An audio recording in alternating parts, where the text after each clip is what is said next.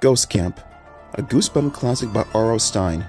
Read to you by none other than John B., aka Smooth Chocolate. The tagline for the book is, "Be all that you can't see." Enjoy, peeps. 1. "You know I get bus sick, Harry," Alex groaned. "Alex, give me a break." I shoved my brother against the window. "We're almost there. Don't start thinking about getting bus sick now." The bus rumbled over the narrow road. I held onto the seat in front of me. I gazed out the window. Nothing but pine trees. They whirred past in a blur of green. Sunlight bounced off the dusty glass of the window. "We're almost to Camp Spirit Moon," I thought happily. I couldn't wait to get off the bus. My brother Alex and I were the only passengers. It was kind of creepy. The driver was hidden in front of a green curtain. I glimpsed him as Alex and I climbed on board.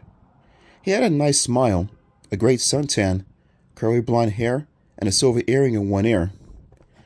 "Welcome, dudes," he greeted us. Once the long bus ride began, we didn't see him or hear from him again. Creepy. Luckily, Alex and I get along okay. He's a year younger than me. He's 11, but he's as tall as I am. Some people call us the Altman twins, even though we're not twins. We both have straight black hair, dark brown eyes, and serious faces. Our parents are always telling us to cheer up, even when we're in really good moods. "I feel a little bus sick, Harry," Alex complained. I turned away from the window. Alex suddenly looked very yellow. His chin trembled. A bad sign. "Alex, pretend you're not on a bus," I told him. "Pretend you're in a car." "But I get car sick too," he groaned. "Forget the car," I said. "Bad idea. Alex can get car sick when Mom backs down the driveway." It's really a bad news habit of his. His face turns a sick yellow.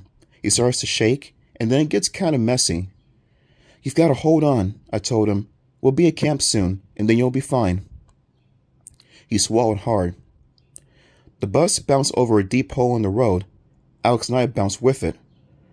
"I feel really sick," Alex moaned. "I know," I cried. "Sing a song. That always cures you. Sing a song, Alex. Sing it really loud. No one will hear. We're the only ones in the bus." Alex loves to sing. He has a beautiful voice. The music teacher at school says that Alex has perfect pitch. I'm not sure what that means, but I know it's a good thing. Alex is serious about his singing. He's in the chorus at school. Dad says he's going to find a voice teacher for Alex this fall. I stared at my brother as the bus bounced again. His face was about as yellow as a banana skin. Not a good sign. "Go ahead. Sing," I urged him. Alex's chin trembled. He cleared his throat. Then he began to sing a Beatles song we both really like. His voice bounced every time the bus bumped, but he started to look better as soon as he started to sing. "Pretty smart idea, Harry," I congratulated myself. I watched the pine trees whir past in the sunlight and listened to Alex's song. He really does have an awesome voice. Am I jealous? Maybe a little. But he can hit a tennis ball the way I can, and I can beat him in a swim race every time, so it evens out. Alex stopped singing. He shook his head unhappily.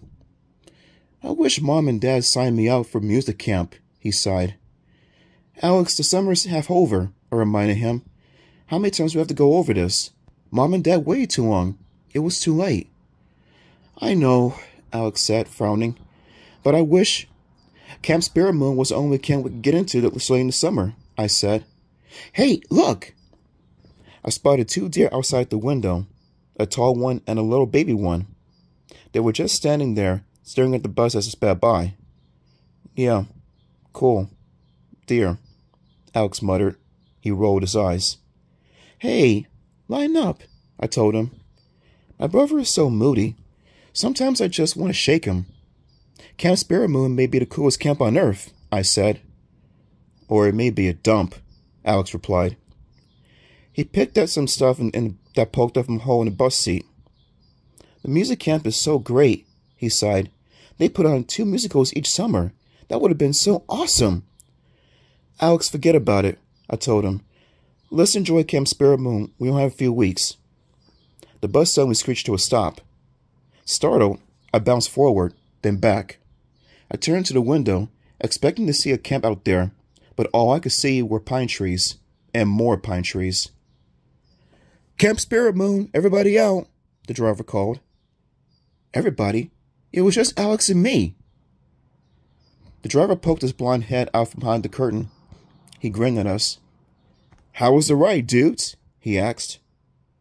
Great, I replied, stepping into the aisle. Alex didn't say anything. The driver climbed out. We followed him around to the side of the bus. Bright sunlight made the tall grass sparkle all around us. He leaned into a compartment and pulled out our bags and sleeping bags. He set everything down on the grass. Where's the camp? Alex asked. I shielded my eyes with my hand and searched around. The narrow road curved through a forest of pine trees as far as I could see. Right through there, dudes, the driver said. He pointed to a dirt path that cut through the trees. It's a real short walk. You can't miss it. The driver shut the baggage compartment. He climbed back onto the bus. Have a great time, he called. The door shut. The bus roared away.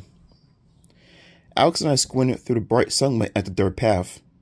I swung my duffel bag over my shoulder, and I tucked my sleeping bag under one arm. Shouldn't the camp send someone out here to greet us? Alex asked. I shrugged. You heard the driver. He said it's a very short walk.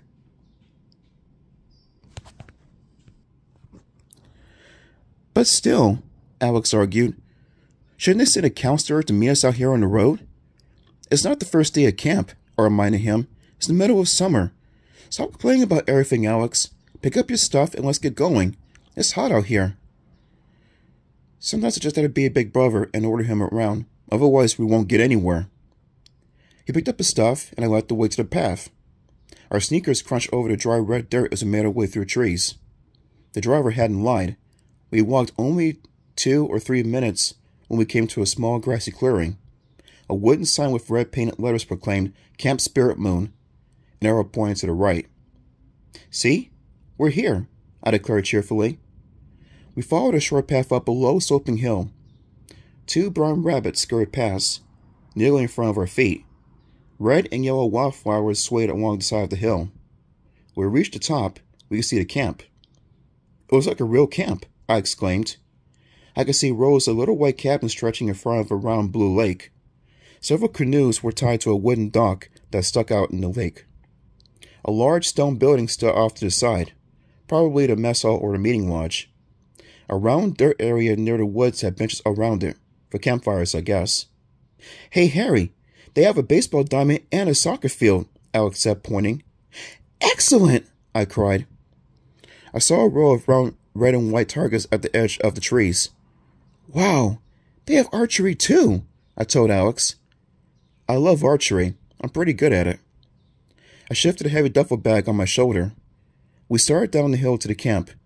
We both stopped halfway down the hill and stared at each other. Do you notice anything weird? Alex asked.